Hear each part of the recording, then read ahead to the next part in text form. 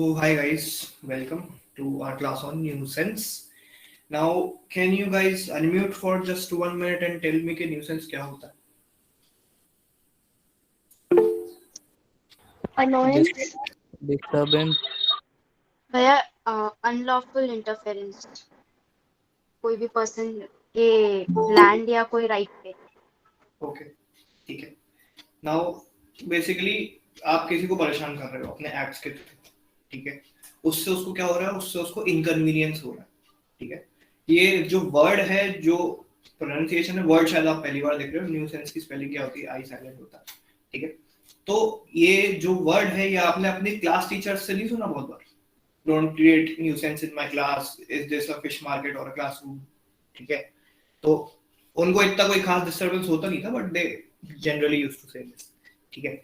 Now if I talk about what exactly is nuisance, it is a kind of unreasonable use of your property, ठीक है? आप अपने property का एक unreasonable use कर रहे हो, एंड देन उससे हो क्या रहा है? पहली चीज क्या हो रही है उससे? या तो किसी को कोई डैमेज हो रहा है, या फिर किसी को कोई इनकन्वीनियंस हो रही है, ठीक? डैमेज है या इनकन्वीनियंस है? पहले इनकन्वीनियंस होगी, अगर वो इनकन्वीनियंस कंटिन्यू होती जाती है तो it will result in a damage, ठीक है? नाउ अब किसको? टू एनी, पहली चीज, या तो ये एक ग्रुप हो सकता है, या तो ये एक इंडिविजुअल हो सकता है, ठीक है? या तो ग्रुप या तो इंडिविजुअल. ये तीन चीजें हमको पता लग गई.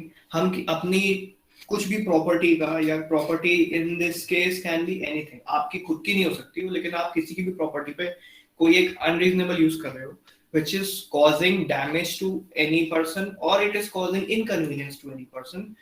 Any individual can be the case and any group can be the case, ठीक है? Now इसमें एक एग्जाम्पल लेते हैं, ठीक है? एग्जाम्पल हम ले रहे हैं, कौन बनेगा आज का बकरा एग्जाम्पल वाला? एक पार्टी चल रही है, ठीक है? पार्टी होस्ट करी है आदित्य ने, एंड उसकी पड़ोसी है श्रेया. श्रेया, आदित्य ने पार्टी होस्ट करी है, श्रेया उसकी पड़ोसी है. पार्टी में वो क्या करा रहा है? वो बजा रहा है लाउड म्यूजिक. कोई दिक्कत तो नहीं होनी चाहिए श्रेया को, लाउड म्यूजिक. लेकिन दिक्कत सबसे बड़ी क्या है? ये पार्टी हो रही है सुबह के 5 बजे. अब श्रेया तो सो रही थी, सोने का टाइम है, श्रेया नहीं उठती सुबह जल्दी, ठीक है? तो अब दिस 5 AM वाली पार्टी जिसमें एक लाउड म्यूजिक बज रहा था, इसने क्या करा? इसको क्या कॉज करी? सही है. अब इनकन्वीनियंस कॉज करी, ठीक है? अब मुझे एक चीज बताना है, इस एग्जांपल से तुमको कुछ पता लग रहा है? क्या ये अनरीजनेबल यूज था अपनी प्रॉपर्टी का? सुबह 5 बजे गाने बजाना अनरीजनेबल यूज था कि नहीं? हाँ या ना? यस हाँ जी. इनकन्वीनियंस कॉज हुई? यस भैया. यस वो एक इंडिविजुअल थी, बिल्कुल, ठीक है? अगर ये मोहल्ले वाले सारे उठ के आ जाएं कि यार तुम बहुत ज्यादा ही हो रहा है तुम्हारा, तो वो ग्रुप भी हो जाएगा, ठीक है? उसमें कोई इतना कोई खास चेंज नहीं हो जाता, बस या तो किसी इंडिविजुअल को होगा या तो किसी ग्रुप को होगा. ये दोनों भी अलग अलग और एक साथ आ सकते हैं. इसको हम आगे भी थोड़ी देर बाद पढ़ेंगे, ठीक है?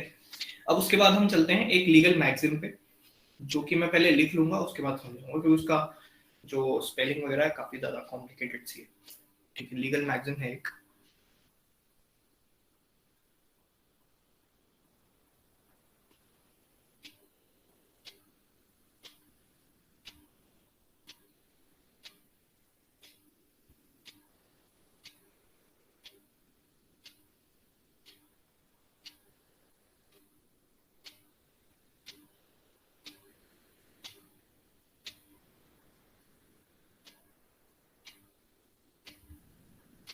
इसका मतलब है सिक यूटेरे टुओ यूटेलियम नॉन लेगस, ठीक है?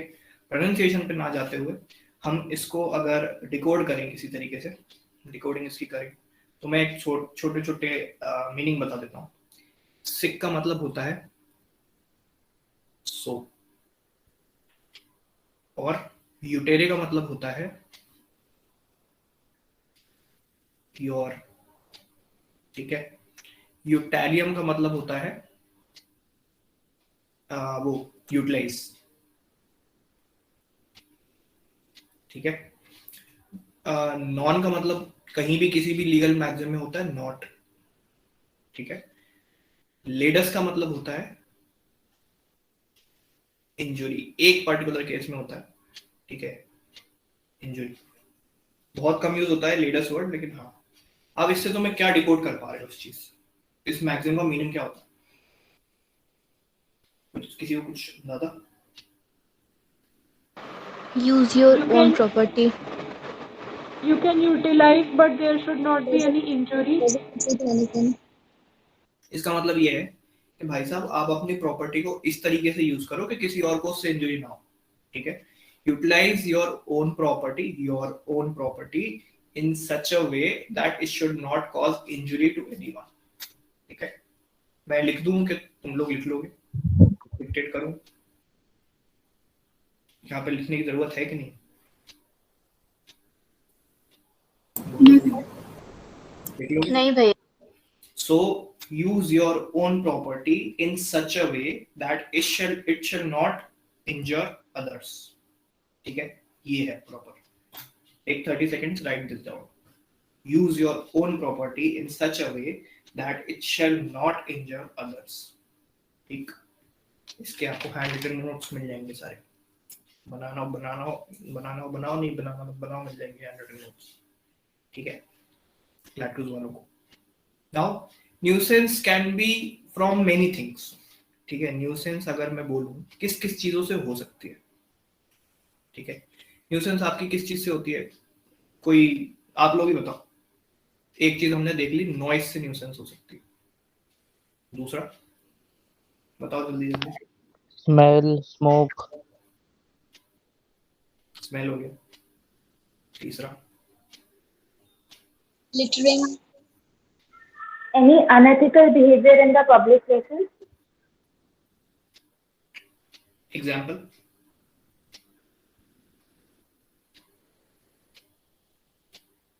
Example, teasing someone, like someone you don't know. ठीक है, फिर और वाटर से हो सकती है, आपकी टंकी फिक्री है, किसी की गाड़ी स्लिप हो गई।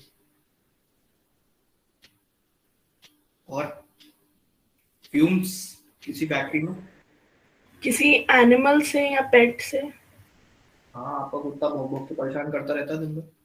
maximum speed से ज़्यादा drive करना particular area पे, वो तो like near school. नेग्लिजेंस हो गई वो तो। एक्सकेवेशन। एक्सकवेशन ऑफ कुछ भी, मतलब जैसे खुदाई वगैरह। उससे मतलब बेसिकली डस्ट पार्टिकल्स उसके। Digging a trench and obstructing public ways. ठीक है, ये तो एग्जांपल्स थे, इसको लिखने की वैसे जरूरत नहीं है। लेकिन अब हम मेन चीज पे आते हैं, न्यूसेंस की कैटेगरीज क्या क्या? Categories of nuisance. Nuisance can be classified into two types. एक होती है प्राइवेट न्यूसेंस, एक होती है पब्लिक न्यूसेंस। ये जो न्यूसेंस की कैटेगरी है ना, अभी बता देता हूँ, क्या पता ये चीज तुम्हारे 6-7 साल बाद कहीं काम आ रही हो। ये जो कैटेगरी ऑफ न्यूसेंस है, this is the most asked questions in all of the judicial services examinations. Magistrate साहब से पूछते हैं, भाई साहब के जरा प्राइवेट न्यूसेंस पे थोड़ा प्रकाश डालिए, थोड़ी just throw some light on public nuisance. ये जुडिशियल एग्जामिनेशन में तुम हर साल का पेपर उठा के देख लो, किसी भी साल का पेपर, किसी भी स्टेट का उठा के देख लो, ये बहुत इंपॉर्टेंट टॉपिक है। न्यूसेंस हो गया, नेग्लिजेंस हो गया, क्योंकि टॉर्ट्स उनके सिलेबस में रहता है, ठीक है। एंड अभी तुम आगे देखोगे कि ये केवल टॉर्ट नहीं है, ये बहुत बड़ा ऑफेंस है, ठीक है। अब हम इस पे चलते हैं कि this is done only with one person. इसमें केवल एक पर्सन होता है जो अफेक्ट होता है, प्राइवेट ऑब्वियसली, ठीक। इसमें क्या होता है, इसमें मेनी पर्सन्स आर अफेक्टेड, ठीक। अब क्योंकि इतने सारे लोग अफेक्ट हो रहे हैं, तो सरकार ने क्या करा, 1862 कॉन्ट्रैक्ट एक्ट आई थी, उसके बाद आईपीसी आया देश में, एंड उसके बाद इसको क्या कर दिया गया, this was made a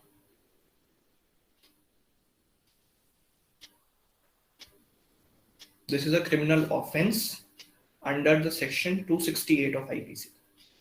Section is not important, but ऐसे ही बता दिया मैंने, मेरे को याद था। इंडियन पीनल कोड के सेक्शन 268 में क्रिमिनल ऑफेंस है, वरना ऐसे तो तुम्हारे घर के बाहर क्या क्या करने लगे लोग, कोई कुछ कर ही नहीं पाएगा। ठीक है, तुमने देखा नहीं है, बहुत बार पुलिस वालों को बुला के अंदर करवा देते हैं जो ज्यादा हंगामा कर रहा हो। हंगामा मचाना इज न्यूसेंस, पब्लिक न्यूसेंस। ठीक है, अब इसमें एक होता है स्पेशल डैमेज, जो कि प्राइवेट न्यूसेंस के केस में यूज होता है। स्पेशल डैमेज पे हम आएंगे वापस, इसको लिख के रख लेते हैं बस, अभी याद आ गया तो। ठीक है, एक एग्जांपल लेते हैं कि पब्लिक न्यूसेंस ऑफेंस क्यों है, एंड आपको कोर्ट के सामने कैसे प्रूव करते हो आप कि मुझे न्यूसेंस से डैमेज हुआ। ठीक है, एक बंदा है जिसका नाम है शुक्ला। ठीक है, नाम है उसका शुक्ला। ठीक है, उसकी एक फैक्ट्री चलती है। इस फैक्ट्री में वो क्या करता है, वो काला नमक बनाता है। ठीक है, रॉक सॉल्ट। रॉक सॉल्ट की फैक्ट्री है, वो रॉक सॉल्ट में ऑब्वियसली वो बड़े बड़े रॉक्स लाता है, अपने ग्राइंडर में डालता है, तो ग्राइंडिंग की उसकी फैक्ट्री है। अब यहाँ पे पास में ही एक किसी का घर है जो है शर्मा जी के बेटे का घर है। शर्मा जी के बेटे को चढ़ा है फिटनेस का खुमार।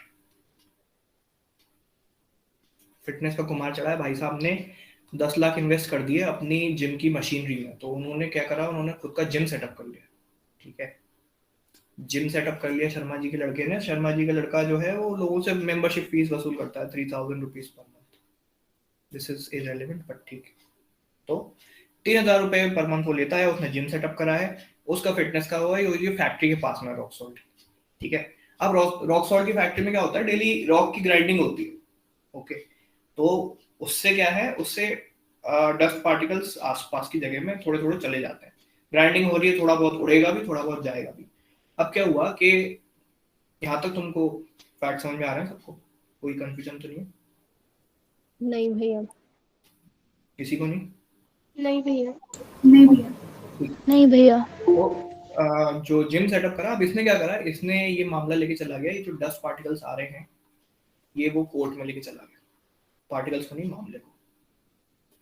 मामले को वो कोर्ट में लेके चला गया। उसने बोला कि सर ये जो हमारे फैक्ट्री के डस्ट पार्टिकल्स आते हैं, इससे ये मेरे को न्यूसेंस क्रिएट कर रहा है। कोर्ट ने पूछा कि भाई बताओ कैसे, आपको क्या डैमेज हुआ है जो आप बोल रहे हो। ठीक है, आपको अस्थमा हुआ, अस्थमा। ठीक है, आपको अस्थमा हुआ, या फिर आपको कुछ प्रॉब्लम हुई, मशीन्स में कुछ प्रॉब्लम। उसने बोला कि हाँ, ये जो मेरी जिम की मशीन्स थी, जिम की मशीन्स जो थी,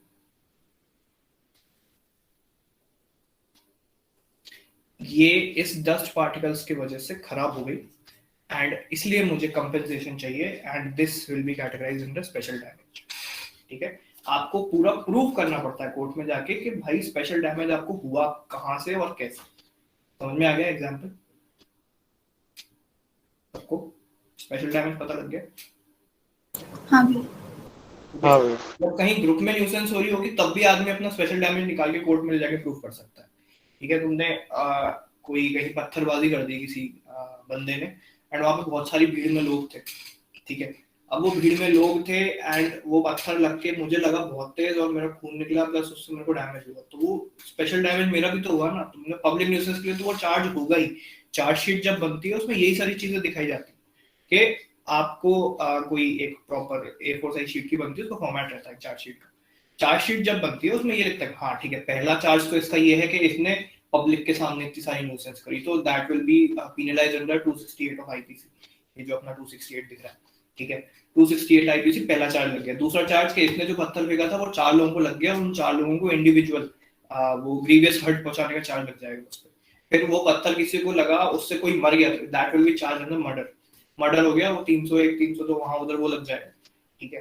कल्पेबल होमिसाइड थी तो वो अलग लग जाएगी, ठीक है। वो सारा मर्डर कल्पेबल होमिसाइड तुमको वो पढ़ाएगा, कौन पढ़ाएगा, कौन पढ़ाएगा?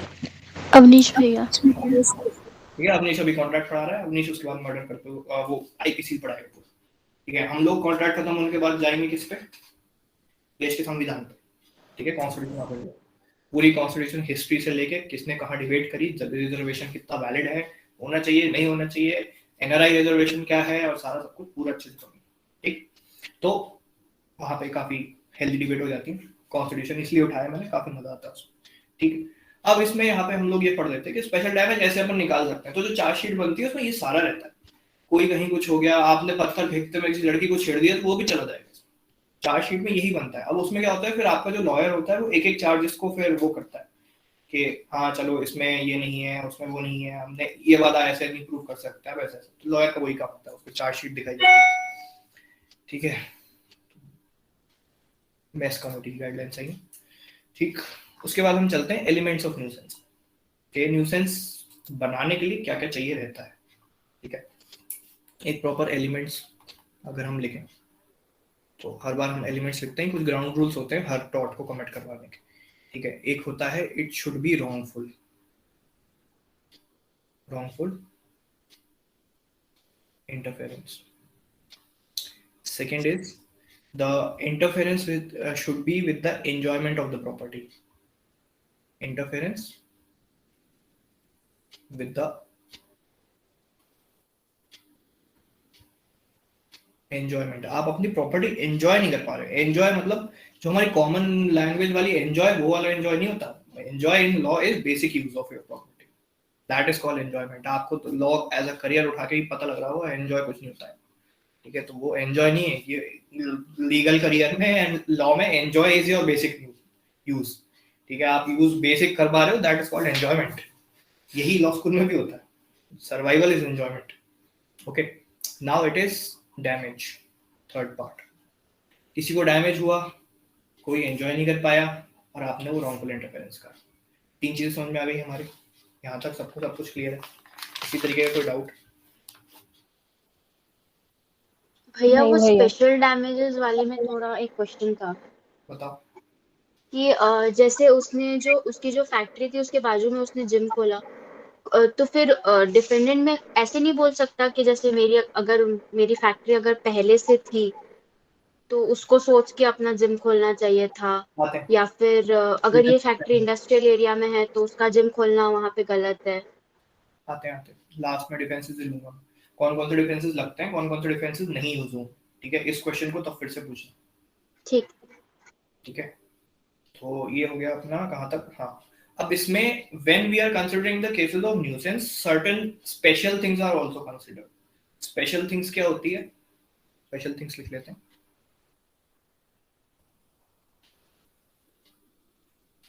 इनको आपको कंसिडरेशन में लेना ही पड़ता है जब आप न्यूसेंस का केस कोर्ट में लेके जाते हो या फिर आप आर्ग्यू करते हो उस पर। First thing is sensitivity of the plaintiff. Plaintiff कितना सेंसिटिव है। तुम अपने घर में अगर मैं ऐसे बैठ के पढ़ा रहा हूँ, सामने पड़ोसी को दिक्कत हो गई, अरे भाई ये तो पढ़ाता रहता है, तो तुम सेंसिटिव क्यों है इतना? कुछ लोग ऐसे नहीं होते सोसाइटी में, कॉलोनी में, आप रिश्तेदारों में, इनको हर चीज से दिक्कत होती है। देखे नहीं आपने? अग्री करते हो उस बात पे कि नहीं करते हो? आपने अपनी लाइफ में एक ना एक बंदा ऐसा देखा जिसको हर चीज से दिक्कत है, देखा है? हाँ भाई। देखा ही होगा, ठीक है। अब सेंसिटिव वाले में क्या है, एक एग्जांपल लेते हैं इसमें, ठीक है। यहाँ पे एक बंदा है राहुल, इसकी एक काफी बढ़िया दोस्त है रीमा, ठीक है। दोस्त ही है बस, ज्यादा मत समझना, ठीक है। तो ये लोग खेल रहे थे बैडमिंटन, ठीक। ये लोग बैडमिंटन खेल रहे थे। अब इसमें क्या है, ये लोग खेलते खेलते काफी चिल्लाते हैं, बात करते हैं जोर जोर से, ठीक है। अब इनकी कॉलोनी में यहीं पर एक, ये पूरा ग्राउंड में खेल रहे थे, ये एक ग्राउंड है, ये बैडमिंटन कोर्ट है, ठीक है, ओपन कोर्ट है वो। एंड यहाँ पे एक अंकल का घर है, this uncle is you, uncle का नाम है यू। अंकल ने क्या करा, अंकल मामला ले गए कोर्ट में कि भाई साहब ये जो चिल्लाते हैं, they shout, they scream, they play, इससे मुझे है तकलीफ। एक दिन राहुल ने बहुत तेज चिल्लाया था, वो एक अपना वो ले गया केस उठा के। वन डे राहुल स्क्रीम्ड क्योंकि एक बंदा उसकी शटल कॉक पे पैर रखने वाला था, वो दब जाती पिचक जाती, तो Rahul screamed and I had a minor attack. What will the court से? क्या लग रहा है आपको? घर भी जा देगा भैया, क्या बोल के जाएगा? एक दिन में थोड़ी न्यूसेंस हो जाता है, ठीक है, और अभी इतनी छोटी सी बात पे। सेंसिटिव एक दिन तो उसको थोड़ा हार्ट अटैक आ गया, बाकी तो परेशान तो डेली हो रहा है वो।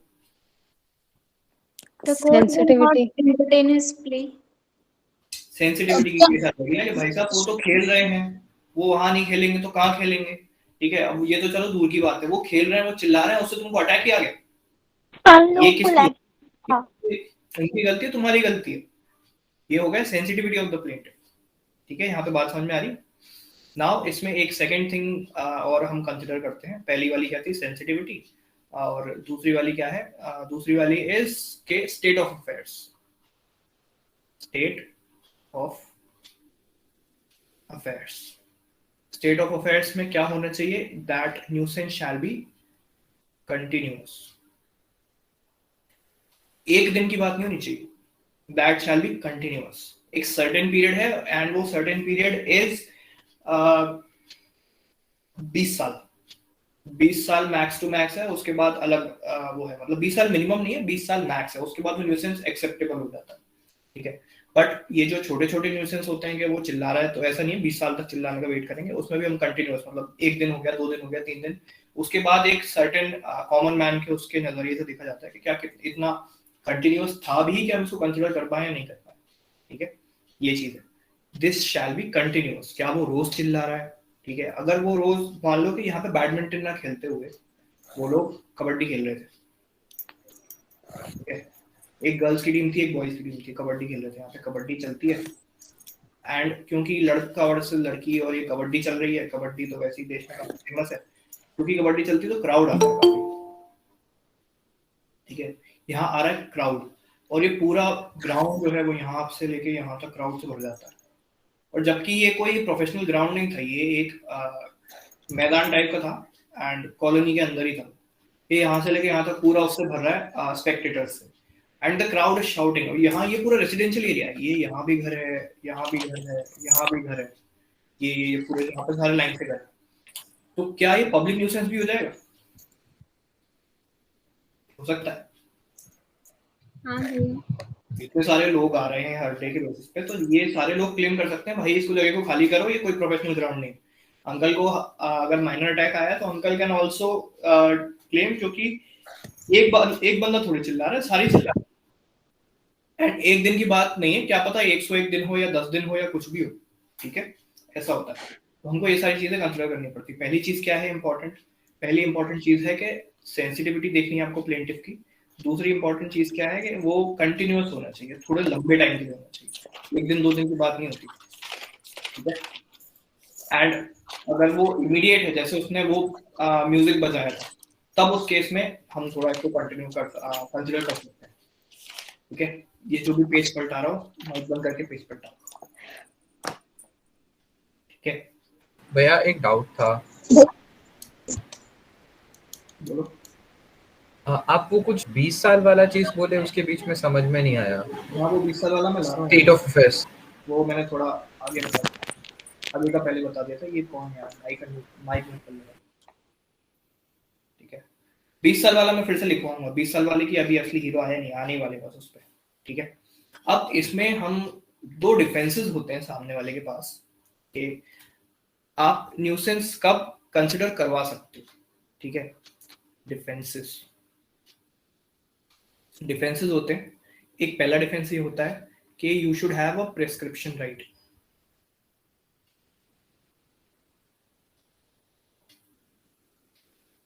Second defence is the conduct shall be permitted by the government.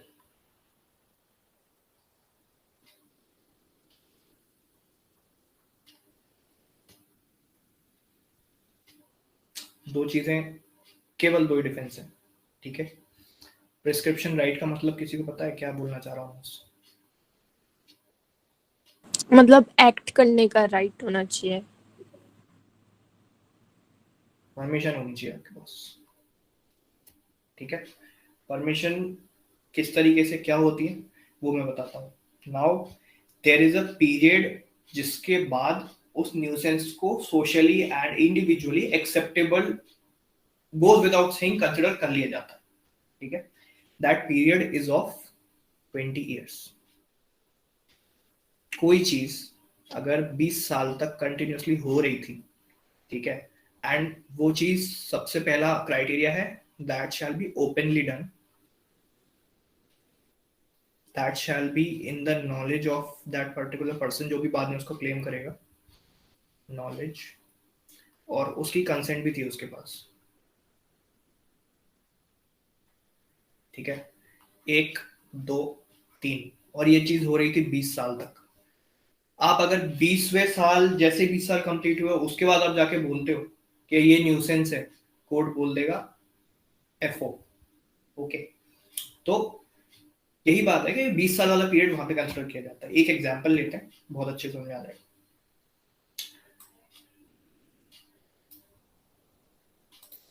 Example ये है कि एक दो एडजॉइंट शॉप्स थी, एंड ये यहाँ पर एक आदमी का घर था।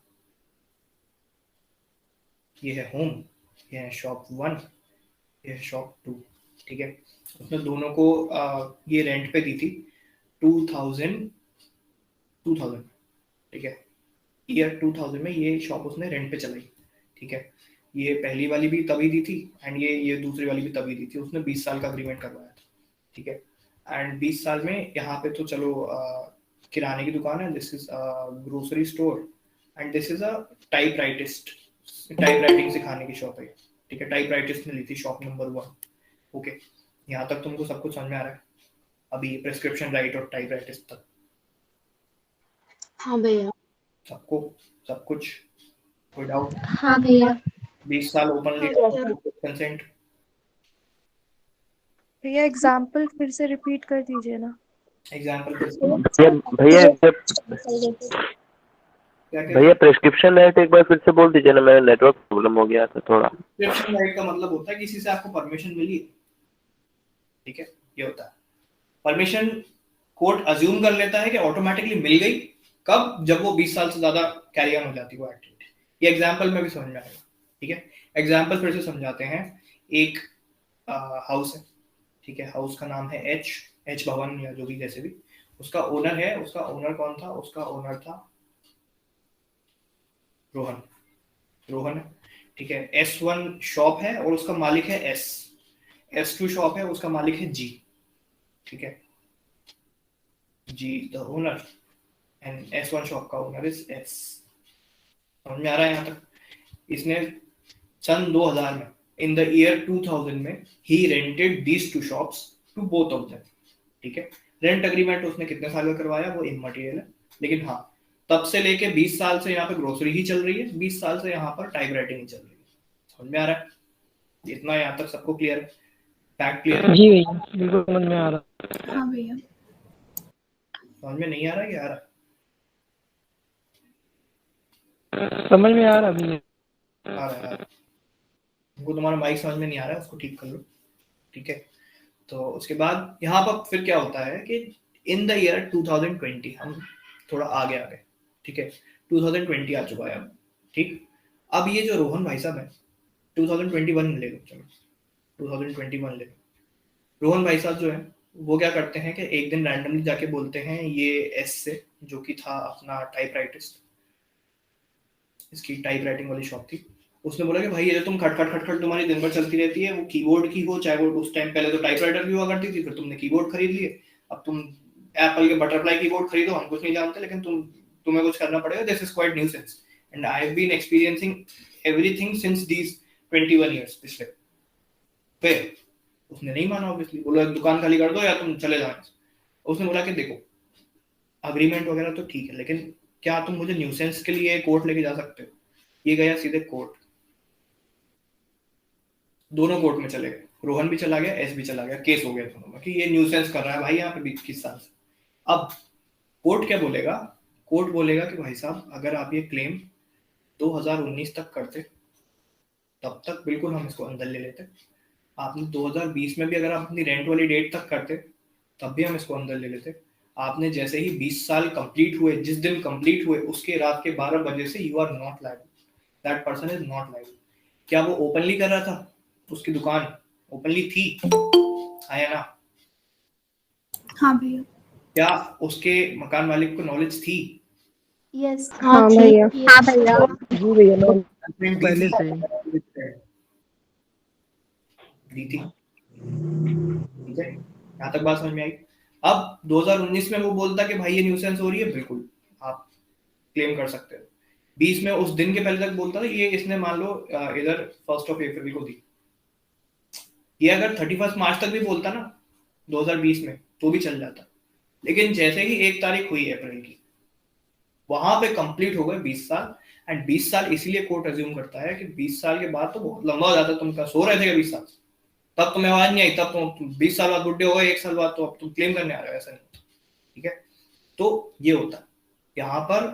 If he will claim this in 2019, yes, that typewritist is liable for the tort of nuisance. And if after 20 years, 21 years, 25 years, 30, 40, 50, 90, 100 कोई liable नहीं। बात समझ में आ गई? ये पहली चीज हो जाती है। जी भैया समझ में आ गई। हाँ क्या कौन? हाँ भैया, जो उसने शॉप ली थी वो तो उसको ओनर ने रेंट पे दिया था ना। हाँ फिर हाँ, तो क्या वो ये उससे वापस नहीं हो सकता कि अगर 20 साल हो गए या फिर अब शॉप छोड़ दो? शॉप छोड़ दो वो तो चलो तुम शॉप से हटाओ, लेकिन वो तो न्यूसेंस के लिए लायबल कर रहा है ना कोर्ट में। शॉप छुड़वाना तो ओनर के हाथ में है ही, तुम छुड़वा दो मैं कहीं और लगा लूंगा अपनी दुकान, लेकिन वो तो न्यूसेंस का केस कर रहा है ना, ये बात है।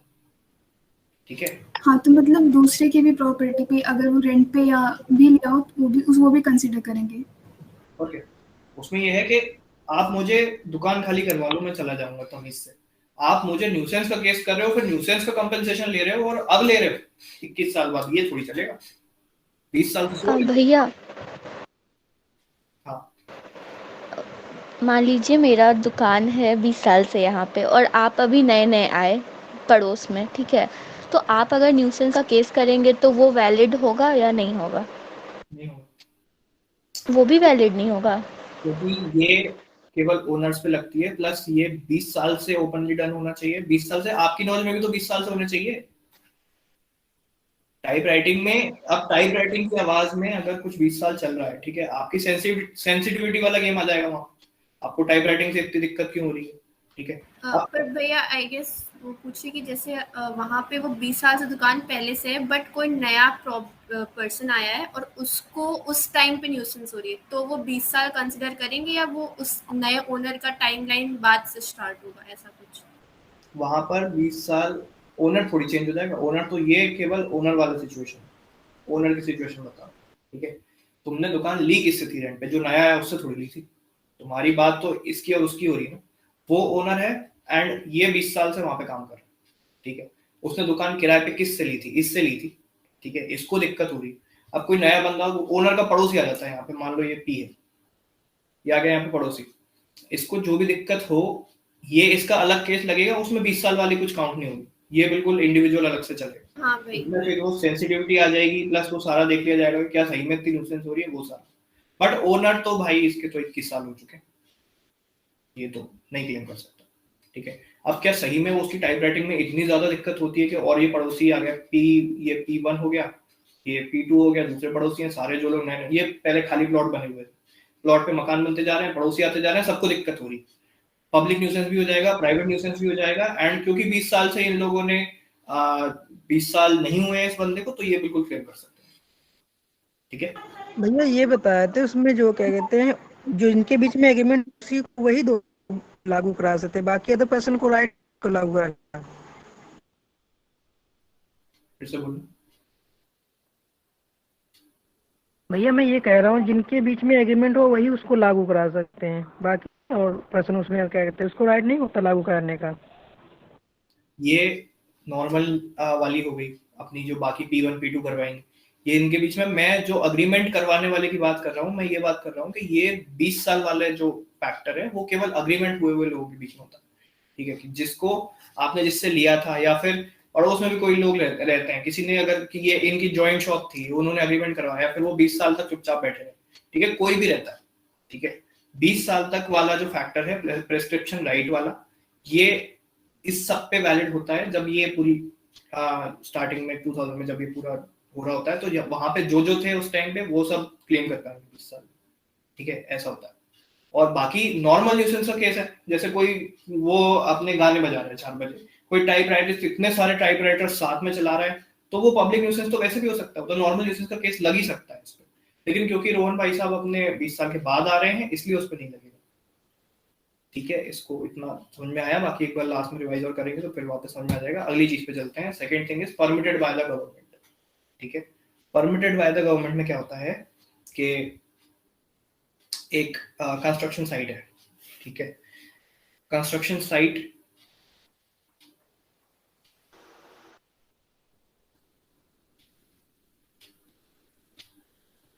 ये है प्रॉपर कंस्ट्रक्शन साइट, यहाँ पे बन रहा है कोई मॉल, ठीक है, यहाँ पे आपका घर,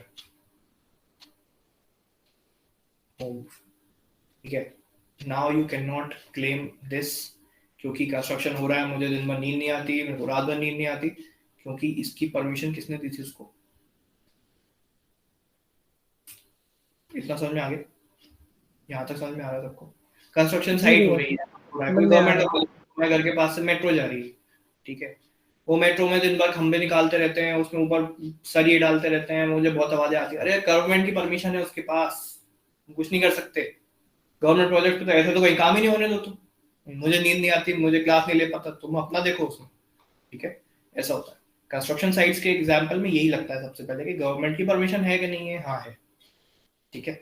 अब वहां पे अगर ऐसा है कि वहां पे कोई बहुत सेंसिटिव एरिया है जहाँ पे इतना ज्यादा वो अलाउड नहीं रहता है नॉइस, ठीक है, कोई ऐसा स्पेसिफिक जोन बनाया था गवर्नमेंट ने जहां पर आप इतनी ज्यादा नॉइस नहीं क्रिएट कर सकते, जैसे ज्यादातर ये उस केसेस में होता है जहां पर वो होता है अपना नेशनल पार्क्स या सैंचुरीज या रिजर्व्स, उस टाइम उसके आसपास देखना ज्यादातर कंस्ट्रक्शन वाले एरिया नहीं होते, वो केवल जंगल छोड़ा रहता है खाली, क्योंकि वो जानवरों की वाइल्ड लाइफ को उसमें अफेक्ट हो जाता है, इसलिए इस जगह परमिशन ही नहीं मिलती। तो वहां पे कुछ कंस्ट्रक्शन हो रहा है, you can definitely claim nuisance on the behalf of the wild life.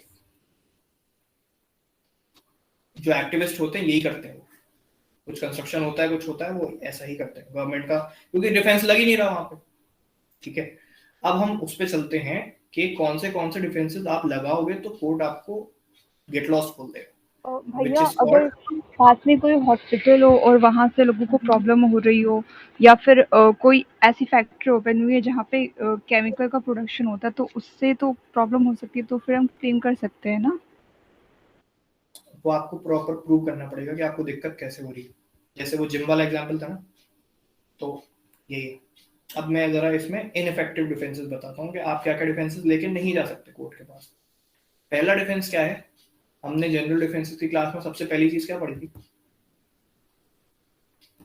Volenti non fit injuria. You can not claim this, ठीक है। इसका मतलब ये है कि एग्जाम्पल लेते हैं, एग्जाम्पल में एक ये है आयरन फैक्ट्री, यहाँ पे लोहा सरिया पीटने का काम होता है, कुछ भी इसमें मेटल वाला जो भी है, तो ये आयरन की फैक्ट्री है, इसमें मोल्डिंग होती है, गर्माहट निकलती है, आवाजें आती हैं बहुत पूरे दिन भर। ये फैक्ट्री कौन ओन करेगा? This factory is owned by Aastha इसकी मालकिन है। अब इसके बिल्कुल पास में एक बहुत बड़ी मल्टी बनाई, 3, 4 फ्लोर, 5 फ्लोर ऐसे, यहाँ पे काफी सारा, ठीक है। ये मल्टी किसने बनाई? ये बनाई जतिन ने, ठीक है। अब क्योंकि फैक्ट्री पहले से थी एंड जतिन का कोई एक बंदे ने वो खरीदा फ्लैट, एंड ये बंदा कौन था? इस बंदा वो आयुष। आयुष ने यहाँ पे फ्लैट खरीद लिया। ये बिल्डर है, ये फ्लैट ओनर है, ये फैक्ट्री ओनर है। ठीक है, यहाँ तक फैक्ट समझ में आए जी भैया समझ में आ रहे हैं। सबको? हाँ भैया। जी भैया। हाँ भैया। हाँ भैया। हाँ, जब वो ऊपर आया रहने के लिए, अब उसमें क्या हुआ कि ये जब 1-2 दिन इसको हो गए, 3 दिन हो गए, 1 हफ्ता हो गया, उसने कहा यार यहाँ से आवाजें बहुत आ रही, दिस इज क्रिएटिंग नॉइस। हमने ऊपर देखा था कि हाँ नॉइस के उस पे अपन ले सकते हैं, लेकिन आशा ने क्या लिया डिफेंस कि this was voluntary non fit injury, तुम्हें पता था पहले से फैक्ट्री है, तुम वहां पे क्यों नहीं गए तुमने फ्लैट? ठीक है, अब ये तो चलो होम बाइंग डिसीजन में भी कंसिडर किया जा सकता है, तुम नाले के पास में घर ले लो फिर बोलो फ्यूम्स आ रही, ऐसा नहीं है। लेकिन हाँ, ये जो है वॉलंटरी नॉन फिट इंजरी ये लेके जाती है कोर्ट में कि देखो वीएमएफआई है, मेरी फैक्ट्री तो पहले से थी, मैं तो वहां पे पहले ठोकने पीटने का काम करती हूँ, तुम बाद में आए, तुमने क्यों वहां पे फ्लैट लिया, तुम्हें तो पता था। ये वैलिड नहीं है, you can not claim the defence of voluntary non fit injury. कोई भी बंदा इस चीज का डिफेंस नहीं ले सकता कि मेरी तो वहां पे पहले से थी, तुम क्यों आए, तुम्हें देखना चाहिए था, अरे तो तुम गलत काम कर रहे हो, तुम न्यूसेंस मचा रहे हो वहां पे, डिफेंस थोड़ी ले लोगे ऐसे उठ के। समझ में आ गया? भैया अगर इसी फैक्ट्री के पास पहले से प्रेस्क्रिप्शन राइट हो और गवर्नमेंट का परमिशन, तो केस क्या होगा? गवर्नमेंट का परमिशन इस चीज में हो सकता है कि this is an industrial area, तब कुछ नहीं होता। इंडस्ट्रियल एरिया क्यों डिक्लेयर किया जाता है कि वहां पे जो भी रेसिडेंट्स होंगे वो क्लेम नहीं कर सकते फिर, यही तो वो टर्म्स एंड कंडीशन में लिखा रहता है, when this is deemed to be an industrial area. ठीक है, जो लोग भोपाल से होंगे उनको पता होगा, मंडी द्वीप है भोपाल के पास में, जो पूरी फैक्ट्री वहां पे सारी लाइन से लगी हुई है, सारे फ्यूम्स भी निकलते हैं, आवाजें भी निकलती हैं दिन भर, एंड पोल्यूशन भी होता है, तुम्हारी PM 2.5 लेवल भी बहुत बनती है। मंडी द्वीप वो इंडस्ट्रियल एरिया ही था, अब वहां पे क्या हुआ है धीरे धीरे रेसिडेंशियल एरिया भी हो चुका है वो डिक्लेयर। ठीक है, पहले तो इंडस्ट्रियल एरिया ही था, अभी भी कुछ उसका पार्ट इंडस्ट्रियल एरिया में, बट इंडस्ट्रियल एरियाज में जाके अगर आप ऐसे कुछ सेटअप करते हो, अपना घर बनाते हो, और आपको फिर अरे हमारी तो एयर क्वालिटी खराब हो रही है, हमने तो फिर हमको एयर प्यूरिफायर लगवाना पड़ गया, आपके चक्कर में अस्थमा हो गया, ये हो गया, अरे हम इंडस्ट्रियल एरिया में क्यों रह जाके, वहां पर यहाँ आ जाता है permission by the government defence.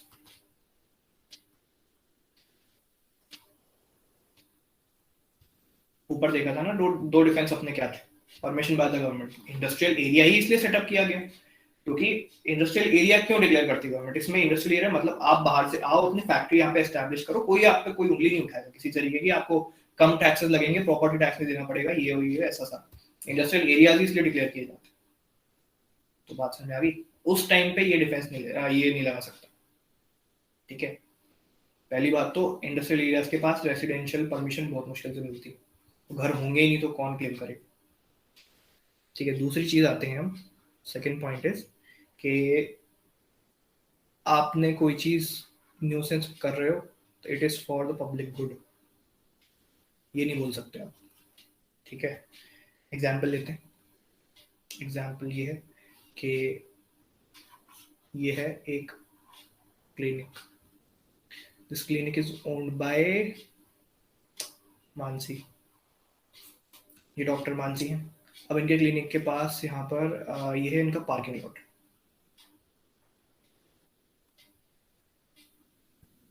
यहाँ पर घर बना हुआ है, ये घर है रोहन का, एंड मैनी मोर।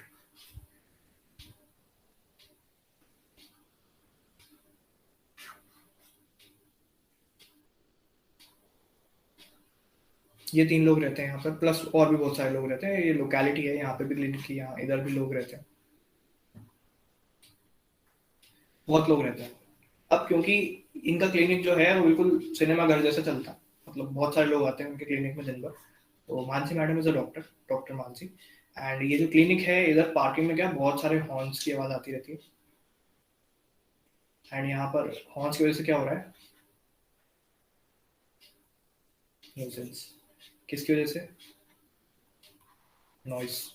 ठीक, पार्किंग में गाड़ी आ रही है, निकल रही है, हॉर्न बजा रहे हैं, न्यूसेंस हो रहा है, रेसिडेंशियल एरिया था। Can these people go to the court? No. Yes. No वाला कौन था? Yes. बताओ। क्योंकि भैया क्लिनिक तो मतलब अगर क्लिनिक है, एक सर्विस है, ये पब्लिक गुड के लिए है। ये डॉक्टर मानसी वाला उन्हीं की आर्गुमेंट दे रही है। मानसी ने यही बोला कि it is for the public good. उन्होंने बोला कि अरे आप कोर्ट क्यों जा रहे हैं, आपको कभी बीमारी पड़ी आप हमारी क्लिनिक आना, फ्री में इलाज करेंगे, कोर्ट में मत जाओ बस। ठीक है भैया, but they have permission from the government to set up the clinic. Clinic की परमिशन तो थी, पार्किंग में हॉर्न बजाने की परमिशन थोड़ी थी। क्लिनिक थोड़ी बंद करवा रहे हैं, पार्किंग में जो न्यूसेंस हो रही है उसके चक्कर में बात हो रही है, क्लिनिक बंद थोड़ी करवा रहे हैं उसको। ठीक है, उन्होंने ये बोला डॉक्टर साहब ने कि this is for the public good and this is a service to the society, and आपको कोई दिक्कत हो तो आप भी आ जाना। समझ में आ गया इधर तक? ये था डॉक्टर मानसी का डिफेंस। पब्लिक गुड कर रही हूँ, सर्विस कर रही हूँ, आप भी आ जाना। डॉक्टर ऐसे ही तो पैसा छापते हैं, जिसके रिजल्ट आ रहे, तुम लोगों के सामने रिजल्ट क्या चाहिए। ठीक है, तो ये थे डॉक्टर मानसी के डिफेंस। ठीक है, डॉक्टर मानसी ने ये बोला कोर्ट से। नाउ कोर्ट सेड कि this is considered as an ineffective defence.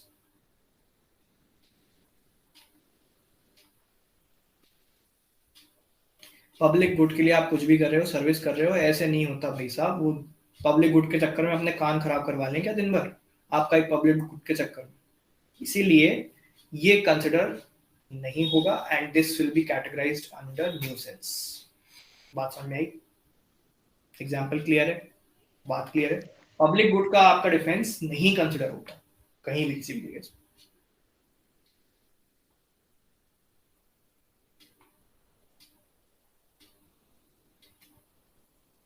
ठीक है, इसके बाद एक अगली चीज है जो है थर्ड, केयर एंड स्किल। इसका एग्जांपल लेते हैं।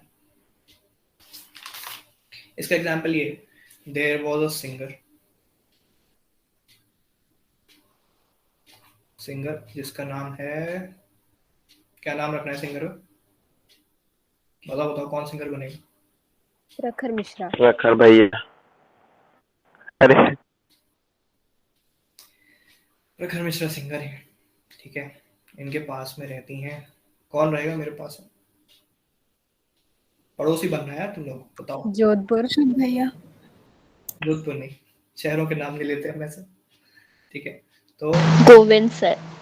जशनप्रीत रहती है।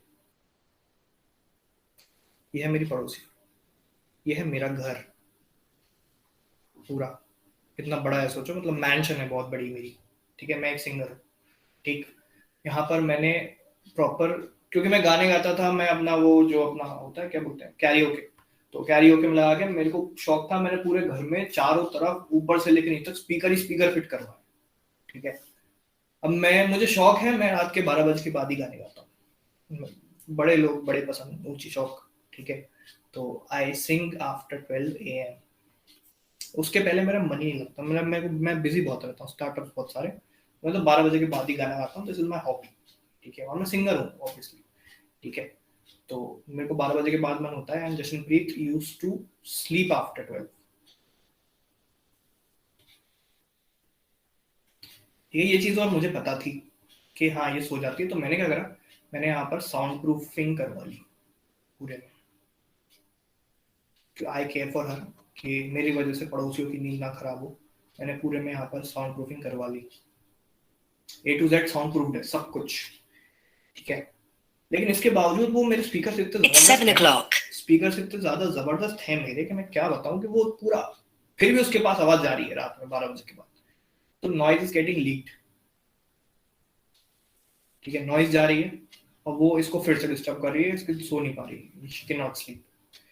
Now can I take the defence कि यार मैंने तो सारी रीजनेबल केयर ली थी? नहीं। नहीं भैया, नहीं भैया। I have in singing skills, उसके पास जो भी जा रही है आवाज, मधुर संगीत ही तो है। अगर उनको आपका गाना पसंद नहीं आया तो?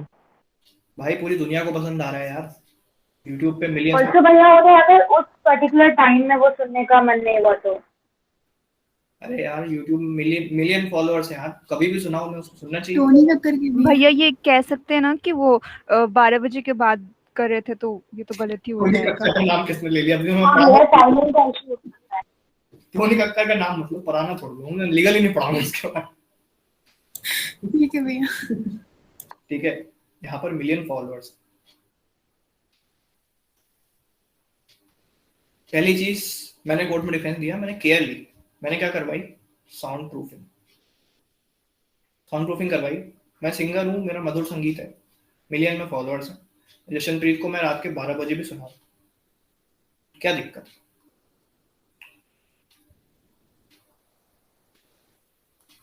अब जशनप्रीत ठहरी पंजाबी सिंगर, पंजाबी बैकग्राउंड की, उसको पंजाबी गानों के अलावा कुछ पसंद आती नहीं, वो डिफेंस दे रही है कि नहीं नहीं नहीं हमें तो पंजाबी गाने पसंद, उनका गाने पसंद नहीं। तो ये अजीब सी कुछ आर्गुमेंट चलेगी कोर्ट में, लेकिन बेसिक चीज क्या है? कोर्ट विल से कि this is not a valid defence, this is not a valid defence and this is not a valid defence. मतलब आपकी केयर, आपकी skill does not matter in cases of nuisance. बात समझ में आई? As simple as that. कितनी भी care ली हो, उसके बावजूद अगर कुछ हो रहा है, ठीक है, आप ये नहीं बोल अरे मुझे क्या पता था यार कि मैंने इतना साउंड प्रूफिंग में, मैंने अपने साउंड प्रूफिंग में 5 लाख रुपए लगा दिए इसके चक्कर में, फिर भी कुछ आवाज जा रही, मैं क्या करूं? मैं क्या करूं? नहीं होता कुछ ऐसा। आपने केयर ली, इट इज इमटेरियल, आपकी वजह से वो डिस्टर्ब हुआ, दैट इज इंपॉर्टेंट। बात समझ में आ गई?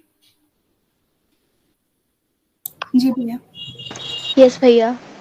So yes with this particular thing we completed nuisance. Let's revise एक बार क्या क्या पढ़ा आज। ठीक है, nuisance क्या होता है? Nuisance is an unreasonable use of their property which causes damage or which causes inconvenience to any group or an individual. It is an unreasonable use, it causes damage, it causes inconvenience to a group or to an individual. ठीक है, यहाँ पर हमने Aditya and party का example लिया था। आदित्य 5 बजे party कर रहा था एंड उसका फिर वो लाउड म्यूजिक बजा रहा था, जिससे श्रेया जो थी उसकी पड़ोसी थी एंड उसको इनकन्वीनियंस कॉज। क्या ये न्यूसेंस का केस होगा? यस और no? Yes, it is a nuisance का केस। उसके बाद हमने एक लीगल मैगजीन देखी, उस लीगल मैगजीन का नाम क्या था? चेक यूटेरियट वो यूटिलिटेरियन नॉन लेजिस्लेटिव, जो भी है।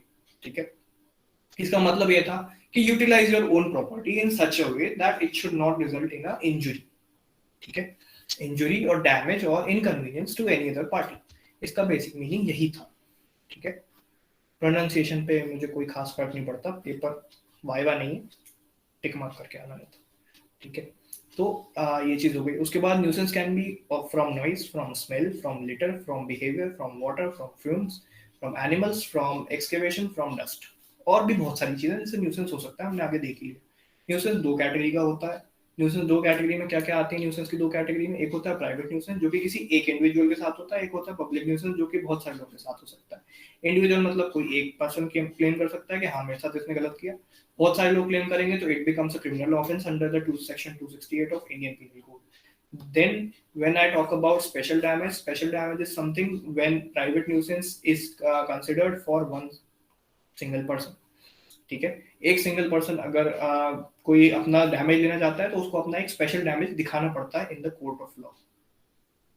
ठीक है, इसमें हमने एक ये लिया था एग्जांपल, फैक्ट्री सेटअप करी थी शुक्ला जी ने फैक्ट्री सेटअप करी, वो नमक बना रहे थे, शर्मा जी के बच्चे ने फिर जिम बनाया, उसकी मेंबरशिप इतनी ले रहा था, फिर उसने फिटनेस के लिए उसमें 10 लाख रुपए लगाए, मशीनरी लगाई, लेकिन फिर क्या हुआ कि इनकी जो फैक्ट्री में से रॉक सॉल्ट की डस्ट जाती थी, वो कोर्ट ने बोला कि इससे आपको अस्थमा हो जाएगा, तो अस्थमा हो रहा है प्लस जिम सेटअप हो रहा है, जिम में हमारी मशीनरीज में खराब हो रही है क्योंकि उसमें डस्ट लग रही है। कोर्ट ने बोला कि yes this is a valid case of nuisance. ठीक है, this is a valid case of nuisance. अब वैलिड केस ऑफ न्यूसेंस हो गया, उसके बाद हम चलते हैं एलिमेंट्स पे। न्यूसेंस के एलिमेंट्स क्या क्या होते हैं, क्या क्या चीजें अगर आप कॉन्स्टिट्यूट करते हो तो it becomes a nuisance. It shall be a wrongful interference with the enjoyment of a property, पूरा एंजॉयमेंट होना, आपका ब्लॉकेज होना चाहिए, फिर आपका डैमेज होता है किसी चीज का। अब इसमें ये 3 चीजें कंसीडर करी जाती हैं, 3 basic elements. Now there are special things that shall also be considered. When I talk about nuisance, ठीक है। पहली चीज क्या थी? पहली चीज थी सेंसिटिविटी, दूसरी चीज थी state of affairs. Sensitivity and state of affairs. Sensitivity में क्या हमने देखा था कि सेंसिटिविटी में हमने देखा था कि अंकल को हार्ट अटैक आ गया, मेजर अटैक, माइनर अटैक आ गया, क्यों? क्योंकि वो 2 लोग बैडमिंटन खेल रहे थे।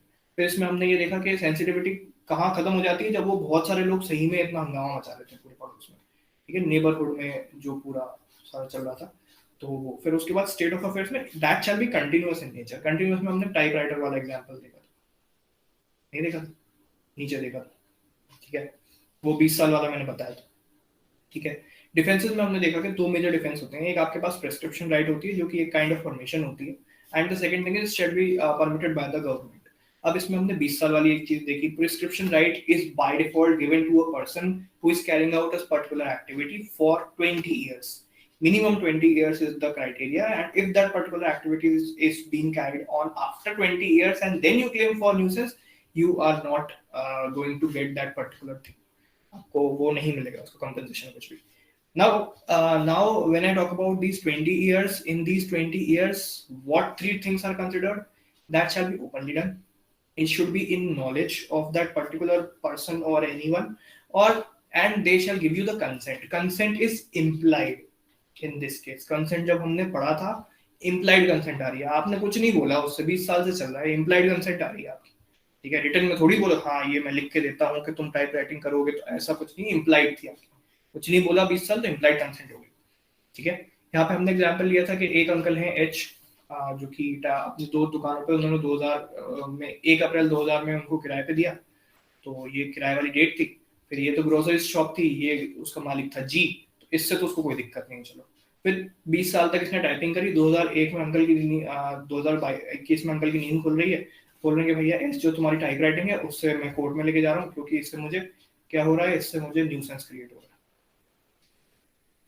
ठीक है।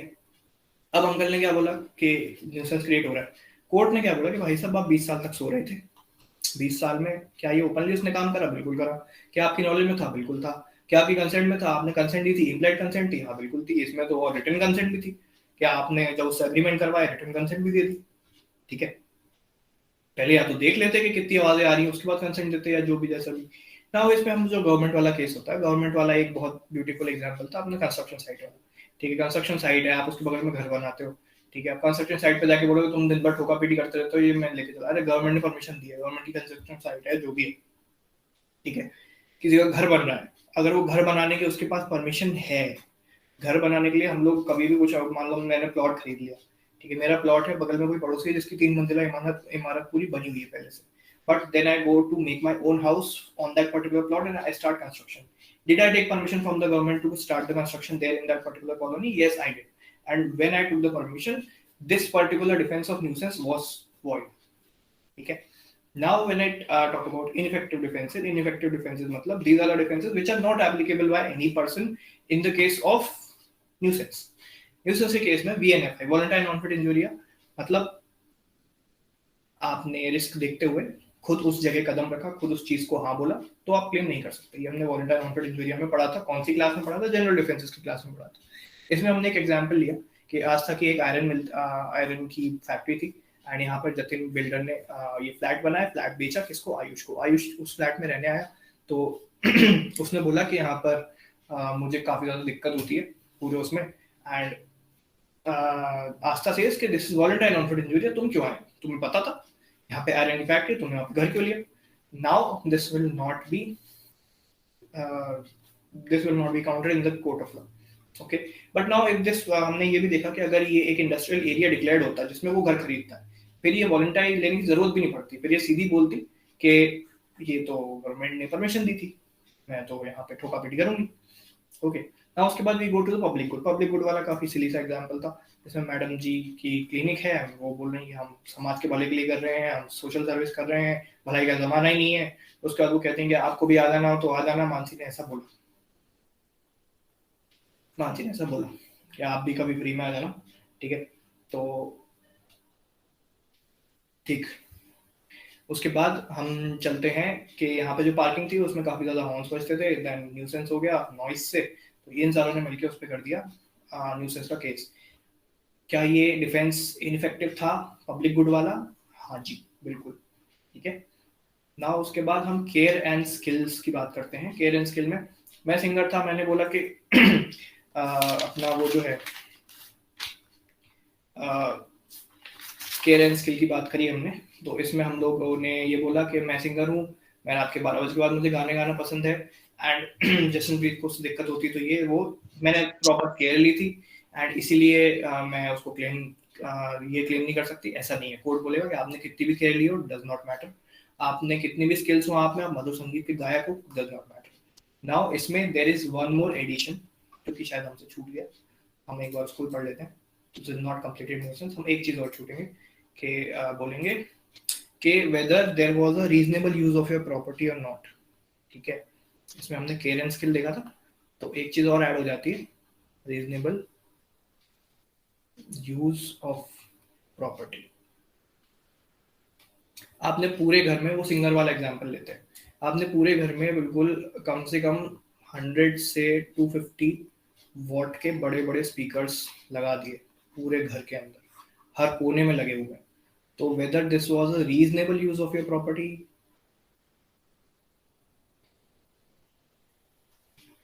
नो भैया, नो। मैं कोर्ट में बोल सकता हूँ कि मेरा घर मेरी मर्जी कुछ भी लगाऊं, तुम्हारा घर भैया बस यही बोलने जा रहा था। हाँ, मेरा मन मेरी मर्जी कुछ भी लगाऊं, तुम कुछ भी तब तक लगाओ जब तक उससे किसी को परेशानी नहीं हो रही तुम्हारे घर के बाहर, ठीक है।